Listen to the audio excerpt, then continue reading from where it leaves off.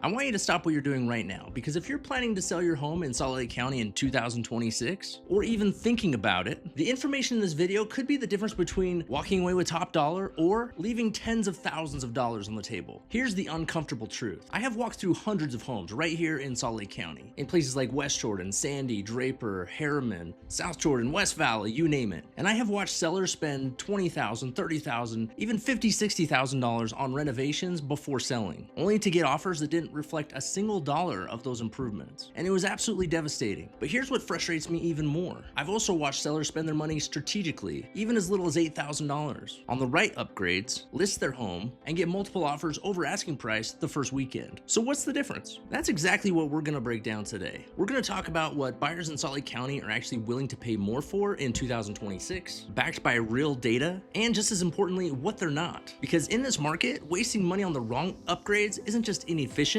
it's a strategy that will cost you a lot of money. So let's get into it. Now, before we talk about these upgrades, you need to know what market you're selling into right now, because it matters. As of early 2026, Salt Lake County's median home price sits right at about $550,000, with homes averaging anywhere from 36 to 68 days on the market, depending on the type of home and where the location is. And it may surprise you that Salt Lake City itself is seeing a price increase of 12% year over year, with a median home price of $660,000 for single family homes. And we're sitting right around 2.5 to 3 months of total inventory, which, if you know real estate, typically means that we're firmly in a seller's market still. But here's what a lot of sellers tend to miss these days. We're no longer in the frenzy that we saw back in 2021. The days of listing a home with the original 1990s countertops and still fielding over 30 offers are largely over. Buyers in 2026 are a lot more cautious. They're paying a lot higher mortgage rates. Right now they're hovering between 6 and 6.5%, which means their monthly payments are already stretched, many of them to the max. So they're taking their time, they're scrutinizing every detail, and they're doing the math on what they'll need to fix on the home after they move in. And if that number feels a little bit too high, they're either walking away or they're coming in low with their offers. And this is the market environment that makes strategic pre-listing upgrades that much more important. And strategic is the key word. The question isn't, should I upgrade my home? The question is, which upgrades will actually move my price? And that's a question I intend to answer right now. Number one is consistent flooring throughout the home. I want to start here because this is one of the most underrated upgrades that a seller can make, and one of the highest impact ones in terms of buyer perception. When a buyer walks into a home and they see 4 different types of flooring within the first 800 square feet, tile in the entryway, carpet in the living room, hardwood in the dining room, linoleum in the kitchen, their brain sends one signal: this home is patched together.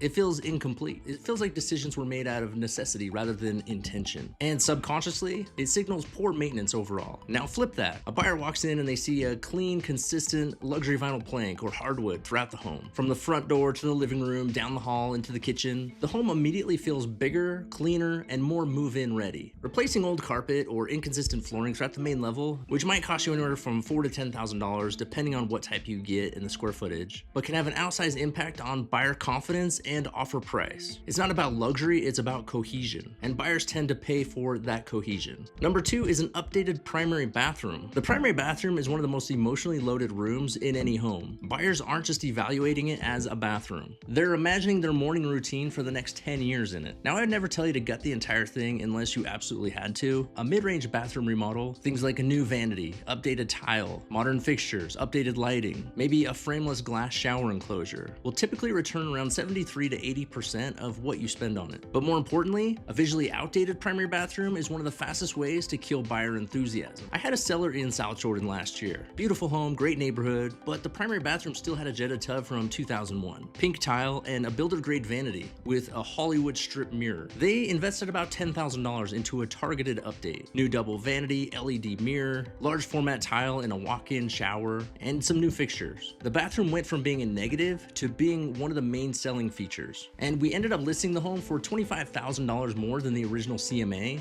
and we went under contract within the first 4 days on market. The key is that a modern, well-maintained primary bathroom tells buyers that this home has been taken care of, and that confidence translates directly into higher offers. Item number 3 is a functional outdoor living space. Here in the Salt Lake Valley, we are blessed with around 250 days of sunshine every year. Buyers know this, and increasingly they're walking into homes and they're imagining themselves where they're gonna spend their time during their summer evenings. A functional outdoor living space, a covered patio, a clean deck with defined seating areas, balconas, even a simple pergola, does something powerful. It adds livable square footage that doesn't necessarily show up in the appraisal, but it absolutely shows up in buyer desire. According to 2026 data, a new or renovated deck can return between 70 and 83% of its cost at resale. But beyond that ROI percentage, consider the lifestyle appeal. In markets like Herriman, Draper, Riverton, where new construction tends to come with some form of outdoor feature, buyers have come to expect it. If your yard is just a flat patch of grass with no defined space, that could be a big missed opportunity. And you certainly don't need to build an outdoor kitchen or some massive fire pit that will cost you $40,000. A clean defined space with quality cover and simple concrete will run you between $6,000 and $12,000, and it will absolutely move the needle when it comes to purchase price and marketability of the home. Buyers can picture themselves out there, and when buyers can picture themselves in a home,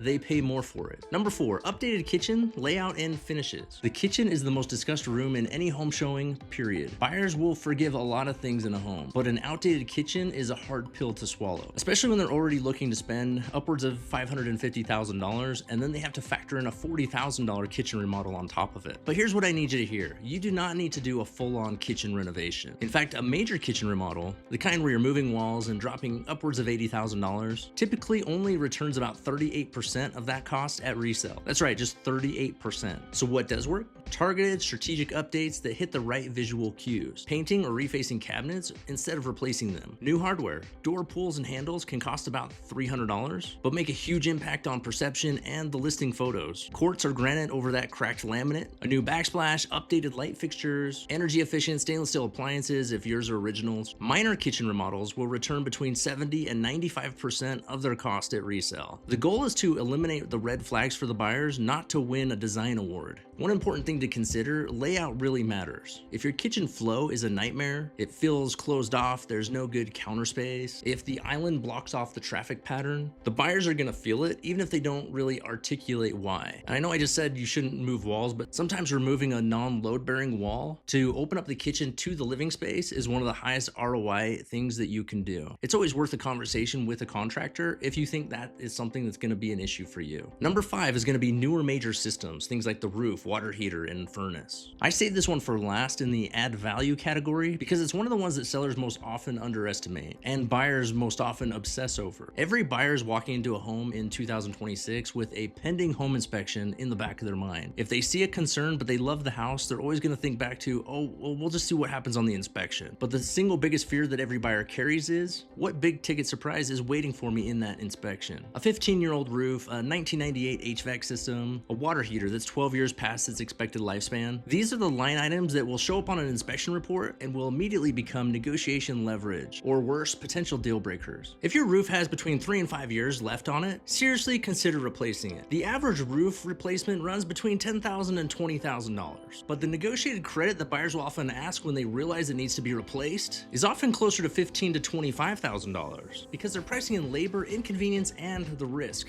Updated major systems don't show up in listing photos. They don't make buyers emotional, but they eliminate the friction that tends to kill deals after the inspection. And it signals to buyers that this home has truly been taken care of and doesn't just look pretty for the listing photos. So that combination, fewer worries, lower anticipated out-of-pocket, is absolutely something that buyers will pay for. Okay, now let's talk about the upgrades that tend to be more money pits. The things that sellers will spend thousands of dollars on that buyers don't really care about. At least not enough to pay more money for your home. First of all, we'll discuss the neighborhood ceiling. This is the most financially painful mistake that I see happen in Salt Lake County, and it happens in just about every zip code. Every neighborhood has a price ceiling, a maximum value that a market supports based on comparative sales. It doesn't matter how beautiful your $60,000 kitchen remodel is. If the comp down the street sold for $575,000 with the original kitchen in it, appraisers aren't going to let your home appraise for significantly more than that. The market just won't support it. Over improving for your neighborhood is one guaranteed way to spend more than you'll ever recover. If your home is already at or near the ceiling for your neighborhood, a full luxury remodel of the kitchen is not going to break through that ceiling. It's just going to cost you money that you'll likely never see again. A simple rule of thumb, don't let any single room renovation exceed 10 to 15% of the total value of your home. And before you renovate anything, ask yourself, what are homes on my specific street selling for? That ceiling is real, and no amount of quartz countertops or fancy appliances will change that.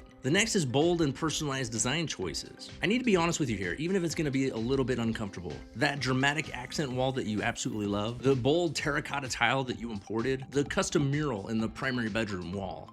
Buyers are not paying extra for your vision. In fact, many of them will do the opposite. They're going to calculate how much it's going to cost to undo what you did, and then they're subtracting that from their offer. Buyers who are stretching financially to afford a home in 2026 are looking for something a little bit more neutral. They want a blank slate that they can make their own. White, off-white, gray, beige. These colors aren't boring, they're actually profitable. They let buyers project their own style into the space, which will actually enable them to connect to the home much faster. If you've made highly personalized design choices, the conversation should be about how to neutralize them rather than doubling down. The next item is surface level updates that ignore bigger problems. This is one of the most transparent things that you can do as a seller, and most buyers will see right through it. Fresh paint over water-stained ceilings, new cabinet hardware on cabinets that are clearly warped and worn, luxury vinyl plank over flooring that already has a bounce and a squeak, brand new light fixtures in a home that still has original electric panel from 1985. Buyers are not naive. Today's buyers, most of them have watched countless hours of home renovation content, whether that's on the Learning Channel or Discovery Channel,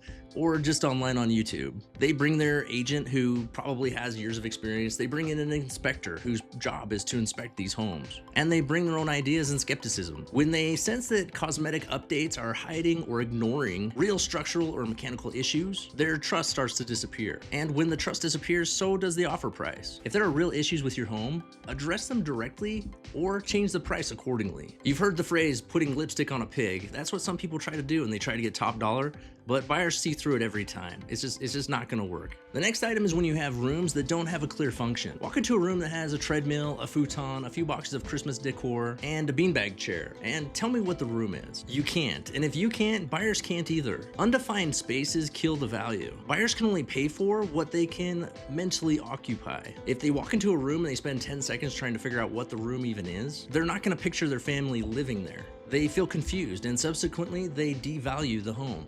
Every room in your home needs a clear identity before you list. Bedroom, home office, gym, craft room, guest room. Furnish it to that purpose and stage it to that purpose. That same 180 square foot room that you've labeled as a junk room becomes something that they'll negotiate hard to include when you've purposed it as a home office. This costs almost nothing to fix, but it can meaningfully impact how buyers perceive your home as well as your home's value. Here's the mental model that I want you to take away from this video. The one that I share with every seller that I sit down with here in Salt Lake County. Buyers in 2026 are not paying more for nice. They're paying more for homes that feel complete, functional, and low maintenance. Those are three very specific qualities. Complete means nothing feels half finished or mismatched. Functional means that every room has a purpose and every system works. Low maintenance means buyers are not inheriting a project, they're inheriting a home. So when your upgrades hit those three marks, buyers feel more confident, and confident buyers offer more. They waive contingencies more, and they compete harder for the home. When your upgrades are just cosmetic, just trying to look nice without actually addressing function, cohesion, or deferred maintenance, buyers can fill that gap between appearance and reality, and they price that gap into their offer.